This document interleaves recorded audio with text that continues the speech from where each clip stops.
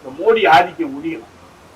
மோடியை போலதான் இந்தியாவில் எல்லா அரசுகளும் இருக்க போதுன்னா தமிழ்நாடு விடுதலை பெறும். இதை தவிர வேறு தீர்வு எதுவும் கிடையாது. ஜனநாயகம் நான் சொல்லுவோம் உங்களுக்கு போயா தமிழ்நாடு விடுதலை பெறலாம். இது எங்க இயக்கத்தோட கொள்கை, தமிழ் தேசிய விடுதலை இயக்கத்தினுடைய கொள்கை. அவருக்கு அந்த கொள்கை இல்ல, பரவாயில்ல, அவர் சௌரியம். அவர் தமிழ்நாடு அடிமையா இருக்கணும்னு கருதுனா அவர் தமிழ்நாடு அடிமையாவே வச்சுக்கலாம்.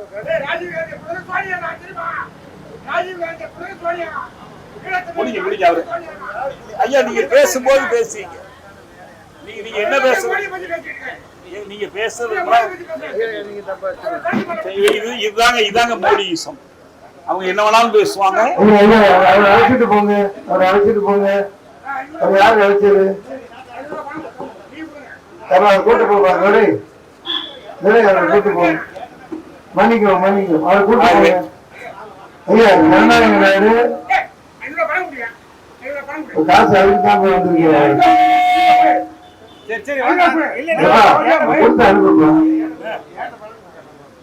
கொடுத்து அனுப்புங்க. மன்னிக்கும் யார் இங்க கூட்டு வந்தது? தனபாண்டியன் கூட்டு போங்க. மன்னிக்கும். பசியோடு இருக்கிறவனுக்கு உணவு வேண்டும், தாகத்தோடு இருப்பவனுக்கு தண்ணீர் வேண்டும், உடையில்லாமல் இருக்கிறவனுக்கு உடை வேண்டும், வீதியிலே படுத்துறவனுக்கு வீடு வேண்டும், அடிமைக்கு என்ன வேண்டும்? அவ்வளவுதான். நம்ம மாநில அரசு கட்சி நடத்துறவங்க அடுத்த தேர்தலில் ஜெயிக்க விரும்புறவங்க உறுதிமொழிகள் கொடுப்பாங்க. 1000 ரூபாய் உரிமை தொகை தரோம், பஸ்ல ஃப்ரீயா போகலாம். இன்னும் பெண்களுக்கு மட்டும் ஃப்ரீ, நான் ஆண்களையும் விட்டுறேங்கிறார். அது என்ன 1000 ரூபாய், நான் 2000 ரூபாய் தர்றேங்கிறார். சரி, 1000 ரூபாய் 2000 ரூபாயை கொடுக்குறீங்க. இவரு கொடுக்கும் போது என்ன சொன்னீங்க? என்ன அவர் என்ன வீட்டுல இருந்தா கொண்டாந்து கொடுக்குறாரு? அரசாங்க பணம். இப்ப நீங்க வீட்டுல இருந்து கொடுக்க போறீங்க, நீங்களும் அரசாங்க பணம் தான். இல்ல போயஸ் தோட்டத்தில் வச்சு காசு பணம் வெளியே கொடுக்குறோம், அதெல்லாம் இல்லை.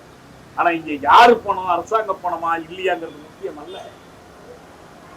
இந்தியாவில் எப்படி வரி போடுவது, எவ்வளவு பணம் திரட்டுவது, அது எப்படி செலவு செய்வது என்று இறுதியாக தீர்மானிக்கிற அதிகாரம் மாநில அரசுக்கு இல்லை. இயற்றலும் ஈட்டலும் காத்தலும் காத்த வகுத்தலும் வல்லது அரசுன்னு வள்ளுவர் சொன்னார். நீ பொருள் இயற்றவும் முடியாது, இயற்றிய பொருளை காக்கவும் முடியாது, ஈட்டவும் முடியாது, காத்த பொருளை வகுத்து கொடுக்கவும் முடியாது. எந்த அதிகாரமும் இல்லை. நமக்கு மாநில அரசு யார் சொல்றதையும் நம்ப வேண்டாம். இந்த கட்சி சொல்லுது, அந்த கட்சி சொல்லுது. இன்னொருத்தர் புதுசா ஒரு கோமாளி வந்திருக்க, வீட்டுக்கு வீடு மோட்டர் பைக்கு கொடுக்குறேங்கிற. எங்கேருந்து கொடுக்க போறாரு? என்ன பொம்மை மோட்டர் பைக்கு வாங்கி கொடுப்பாங்களோ குழந்தைங்க விளையாடுறதுக்கு? மோட்டர் பைக்கு எங்கேருந்து கொடுப்பாரு? காரே இருந்தா நல்லாதான் இருக்கும். கார் பொம்மை வச்சுக்க வேண்டியது, அட்டையில செஞ்சு வச்சுக்க வேண்டியது. ஏன்னா அவங்க அவங்க அதிகமா பயன்படுத்துற கத்தியெல்லாம் அட்டை கத்தி தானே. அவங்க அதிகமா பயன்படுத்துற துப்பாக்கி அட்டை துப்பாக்கி. இப்போ இதுவும் அட்டையில செஞ்சுக்க வேண்டியது. இதெல்லாம் எதையுமே நம்புவாங்க. நம்மை பொறுத்தவரை சொல்றோம், இந்த ஓரிரு ஆண்டுகளில் உலகம் பெரும் நெருக்கடிக்குள்ளே மூழ்கி கொண்டிருக்க. எந்த போரும் முடியல. பாலஸ்தீன மக்களுக்கு எதிரான போர் முடியல. இன்னைக்கு புதுசா ஒரு போரை அமெரிக்காவில் ட்ரம்ப் தொடங்கி இருக்கிறாரு. வெனிசுவேலாவுக்கு எதிராக தொடங்கி இருக்கிறாரு. நாட்டோட அதிபரையே பிடித்து கொண்டு போய் ஜெயிலில் அடைச்சு வச்சிருக்கிறாரு. உக்ரைன் ருஷ்ய போர் முடியல. இன்னும் புதிய புதிய போர்க்களங்கள் உருவாகிட்டு இருக்கு. காசை கரியாக்குவது என்பார்கள். எல்லாத்துக்கும் சேர்த்து காசு எங்க இருந்து வரும்? நிர்மலா சீதாராமன் தினந்தோறும் சொல்றாரு, இன்னைக்கு தேதி என்ன? ஓ, பிப்ரவரி 7. கவலைப்படாதீங்க, இப்பயே ஒரு 20,000 ரூபாய் கொண்டு போய் இந்த அக்கௌண்ட்ல போட்டுருங்க. இன்னைக்கே உங்களுக்கு எங்க இருந்துமா வரும்? ஏதாவது போட்டோன்னு முளைக்கிற கத்திரிக்காய் எதுவும் இருக்கா? செடி இருக்கா? முற்றிலும் பொய், மோசடி, நோட்டு இரட்டிப்பு மோசடின்னு கேள்விப்பட்டிருக்கீங்களா? நீ கொண்டு 1000 ரூபாய் கொண்டு வா, இந்த மாதிரி நான் 2000 ரூபாய் கொடுக்குறேன். இது ஒரு நாட்டோட நிதியமைச்சர் செய்யலாமா? இதற்கு ஆதரவா பிரதமர் பேசலாமா? இதற்கு ஆதரவா 500 துறை அமைச்சர்கள் நானே சம்பாதிச்சுட்டேங்கிறாரு. நீ சம்பாதிச்சு எங்கிட்ட கொடுப்பான். இப்ப நாட்டுல இனிமேல் ஆலைகள் தேவையில்லை, விவசாயம் நடக்க வேண்டியதில்லை, யாரும் எந்த உழைப்பிலும் ஈடுபட வேண்டாம். இவங்க சொல்ற கணக்குல போய் 20,000 ரூபாய் போட்டா நீங்க 2-3 மாசத்துல எல்லாம் கோடீஸ்வரர் ஆயிடலாம். நடக்குமா இதெல்லாம்? ஆகவேதான் சொல்லுகிறோம், ஒரே ஒரு வழிதான் நாட்டை காப்பாற்றுகிறது. குறைந்து நம்ம தமிழ்நாட்டை காப்பாற்றிக் கொள்ள வேண்டும் என்று சொன்னால் இந்த மோடி ஆதிக்க முடியணும். மோடியை போலதான் இந்தியாவில் எல்லா அரசுகளும் இருக்க போதுன்னா தமிழ்நாடு விடுதலை பெறும். இதை தவிர வேறு தீர்வு எதுவும் கிடையாது. ஜனநாயகம் நான் சொல்லுவோம் உங்களுக்கு போயா தமிழ்நாடு விடுதலை பெறணும். இது எங்க இயக்கத்தோட கொள்கை, தமிழ் தேசிய விடுதலை இயக்கத்தினுடைய கொள்கை. அவருக்கு அந்த கொள்கை இல்ல, பரவாயில்ல, அவர் சௌரியம். அவர் தமிழ்நாடு அடிமையா இருக்கணும்னு கருதுனா அவர் தமிழ்நாடு அடிமையாவே வச்சுக்கலாம். நம்ம விரும்புறவங்க ஏற்றுக்கொள்ள, விரும்பாதவங்க போலாம். ஆனா மொத்தம்ல இந்த மாநில அரசு அந்த மாநில அரசு இதெல்லாம் வந்து கண்காணி அரசு, அடிமை அரசு. ஒருபோது மக்களுக்காக எதுவும் செய்ய முடியாது. அதனால வேண்டி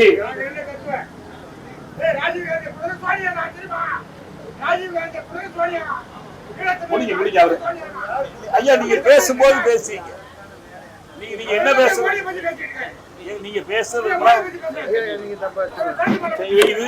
இதாங்க மோடியிசம். அவங்க என்ன வேணாலும் பேசுவாங்க. அழைச்சிட்டு போங்க, அவர் அழைச்சிட்டு போங்க. அவர் யாரு அழைச்சது? கூட்டு போவாங்க, அவரை கூட்டு போங்க. மன்னிக்கும் அவரை கூட்டு போங்க. ஐயா ஜனநாயக நாடு, காசு அதுக்கு தான் வந்திருக்கீங்க. கொடுத்து அனுப்புங்க,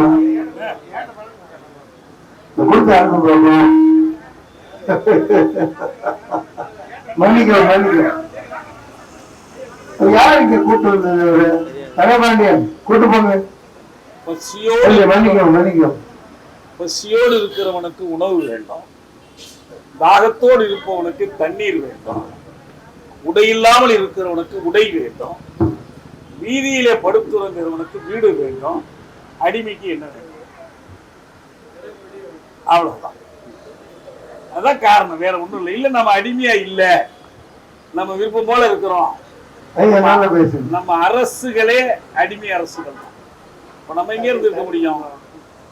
நீங்க பாத்தீங்கல்ல, வீடல்ல ஒரு கார்ட்டூன் போட்டிருந்தாங்கல்ல, மோடி கையில சங்கிலி போட்டு கட்டி ட்ரம்ப் முன்னால் நிறுத்தி வச்சு. நண்பர்களே, இது போன்ற பல்வேறு சிக்கல் உள்ளன. நம்முடைய நண்பர் மன்சூர் அலிகான் என்னை அழைத்து இந்த கருத்துக்களை சொல்வதற்கு அனுமதித்த கருத்துக்கள் எப்பயுமே என்னுடைய பேச்சுக்கு நானே பொறுப்பேற்றுக் கொள்வேன். நான் இன்னொரு வாயிலால பேசுறேன், அதுல ஒண்ணு கவலை நான் எதிர்பார்க்கவே இல்லை. இருக்கட்டும், யாரு மனசு இதுலயே கிடையாது. வருத்தல அது பேசுங்க. சரி, அதனால வேண்டி நான் முடிக்கிற நேரம் தான் அவர் வந்தார். சரி நண்பர்களே, இந்த செய்திகளை உங்களோடு பகிர்ந்து இந்த கோரிக்கை அதை மறந்துடக்கூடாது. கீழடி ஆய்வு அறிக்கையை உடனடியாக இந்திய அரசு வெளியிட வேண்டும், எந்த திருத்தமும் இல்லாமல் வெளியிட வேண்டும். கீழடி அகழாய்வு தொடருவதற்கு வழி செய்ய வேண்டும். தமிழக அரசு பொருளை அருங்காட்சியகத்தில் கீழடி அகழ்வாய்வு பொருட்களை எல்லாம் வைத்திருக்கிறார், காட்சிக்கு வைத்திருக்கிறார். இந்த ஆய்வுகள் தமிழ்நாடு முழுவதிலும் தொடர வேண்டும். வைகை கரையில மட்டுமல்ல, காவிரி கரையில் தொடர.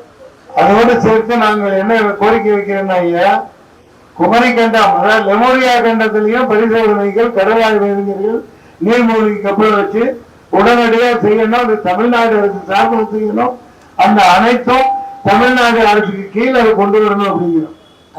அதனால வேண்டி இப்ப நம்ம பூம்புகார்ல, காவிரி பூம்பண்டத்துல 12 மைல் தொலைவு வரைக்கும் அந்த நகரம் மூழ்கி இருக்கிறது. நாளங்காடி போன்றது, குமரி, லெமூரியா போன்றவை தொன்மைக்கான புனைவுகள் தான். ஆனா அதுக்கு அர்த்தம் வேற.